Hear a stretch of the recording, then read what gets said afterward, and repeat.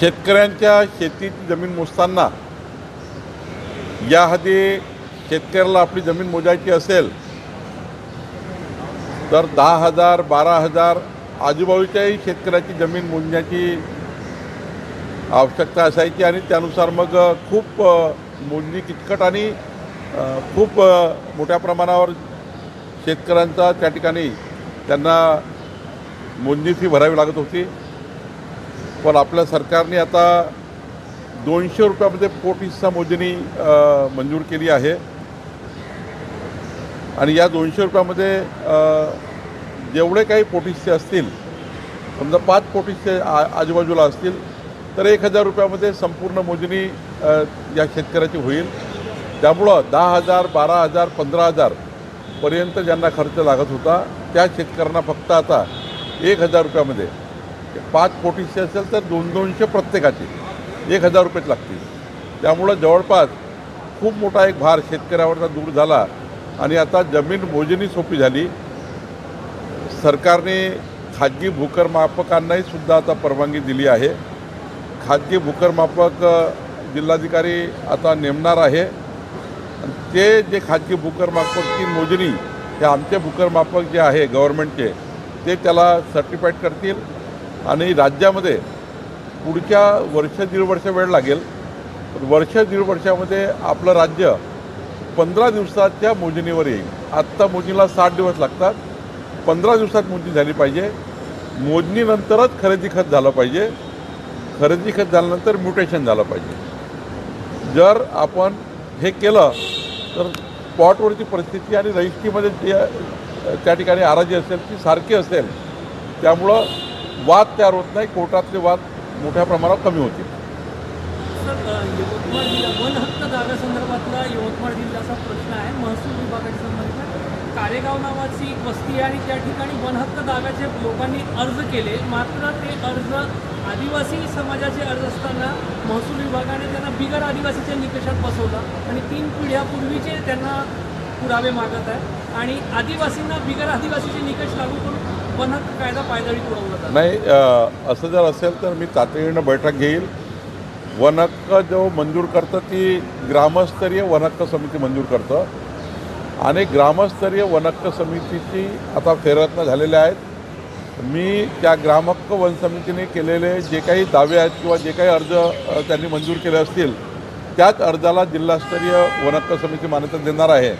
त्यामुळे असं कुठं झालं असेल तर याचा फेर आढावा सरकार घेईल आणि यातनं त्या गरीब शेतकऱ्यांना, आदिवासी शेतकऱ्यांना न्याय मिळेल। अर्ज फेटाळल्यानंतर 60 दिवसाची अपीलाची मुदत मिळते, पण पोस्टाने 45 दिवस उलटल्यानंतर आता घरी महसूल विभाग नाही, सरकार म्हणून लक्ष टाकू, जर काही असे अडचण तर विशेष बाबून मंजुरी देऊ, पण त्या आदिवासी शेतकऱ्यावर मात्र नुकसान होऊ देणार नाही किंवा त्यांचा कुठलाही हक्क जाणार नाही याची काळजी सरकार घेईल। सुनेत्रा पवार यांनी पुन्हा एकदा हर्षवर्धन सपकाळ यांना फोन केला विड्रॉल करण्यासाठी।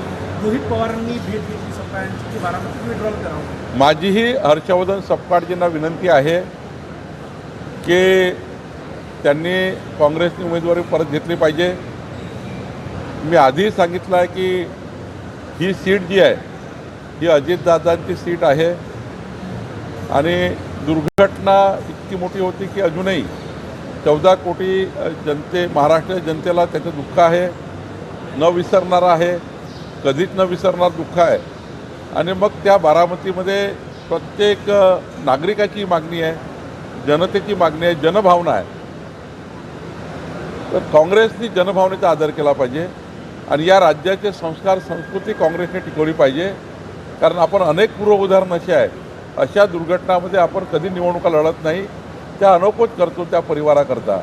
आणि आदरणीय सुनेत्राताई आमच्या वहिनी या खऱ्या अर्थाने आता अजितदादाची धुळा सांभाळण्यासाठी तयार झाल्या आहेत, त्यांना मदत केली पाहिजे। शरद पवार राज्यात नेहमीच अनेक राजकीय गोष्टींसाठी पुढाकार घेतात, मात्र हे राजकीय संस्कृती टिकवण्यासाठी यंदा त्यांचा पुढाकार दिसत नाही। माझी त्यांनाही विनंती आहे शरद पवारजींना की त्यांनी पुढाकार घेतला पाहिजे।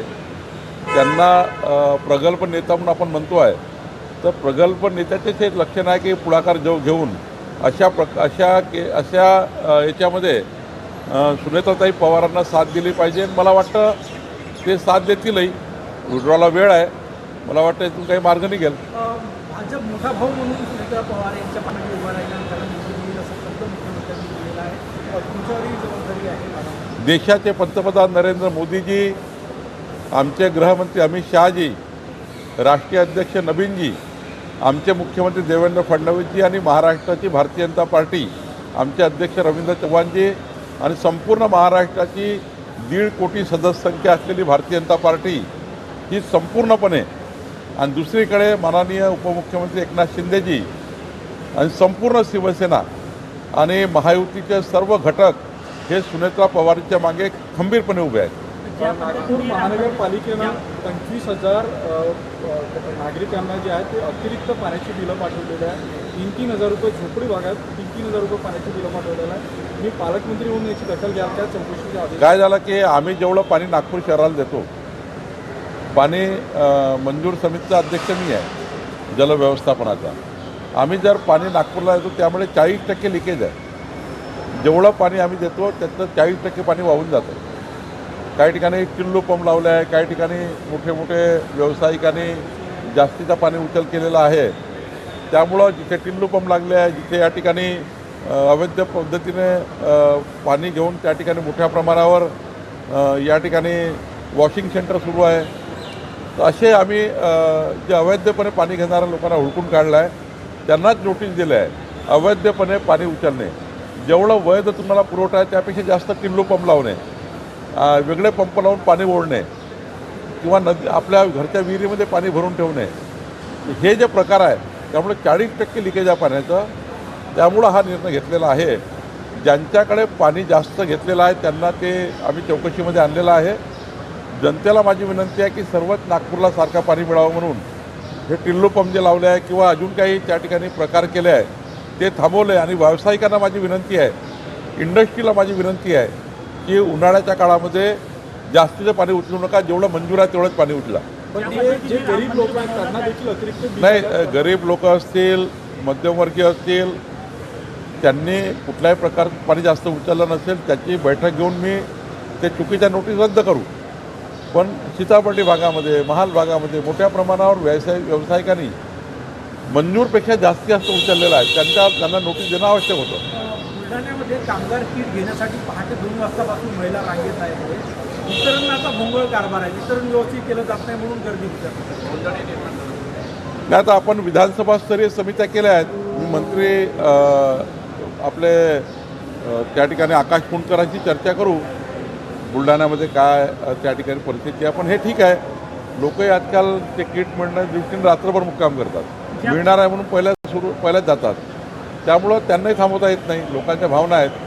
आता लोकाला उद्या वाटणार आहे कळल्याबरोबर लाईनमध्ये लागण्याकरता आधीच जाऊन उभे राहतात. त्यामुळं थोडा गोंधळ होतो, पण तो गोंधळ संपवणे सरकारची जबाबदारी आहे, ते आम्ही संपवू.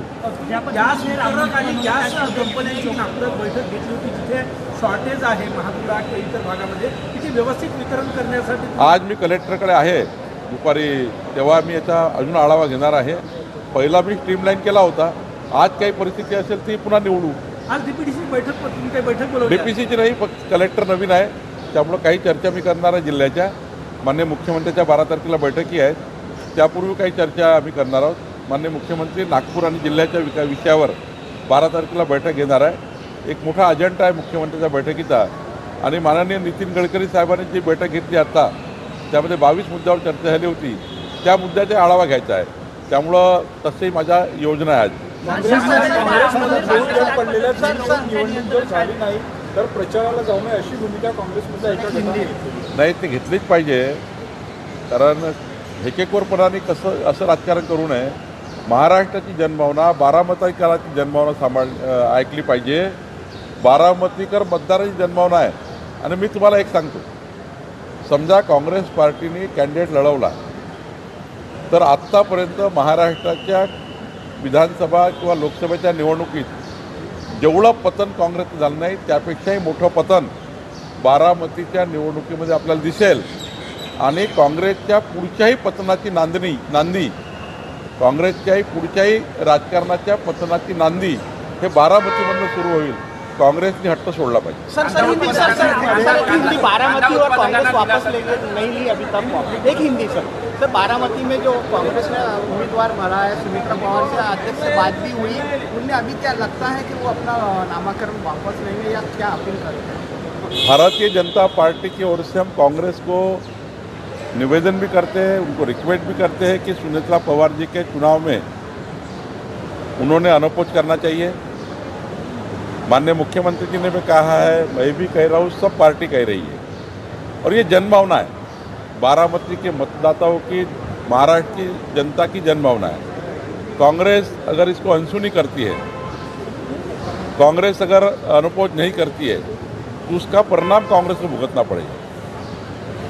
हमारी ये विनती है उनको कि वापस कर दे, और उसके बाद भी उन्होंने नहीं किया तो मैं आपको दावे के साथ कह सकता हूँ कि महाराष्ट्र की जनता बहुत सेंसिटिव है, बारामती के वोटर सेंसिटिव है। कांग्रेस के पतन का नया इतिहास चालू हो जाएगा। कांग्रेस पार्टी बारामती में तो साफ ही हो जाएगी, लेकिन महाराष्ट्र के भी आगे के चुनाव में कांग्रेस पार्टी का पतन का शुरुआत बारामती से होगी। जो बची बुची कांग्रेस है वो भी महाराष्ट्र में कम हो जाएगी। आज दो राज्यों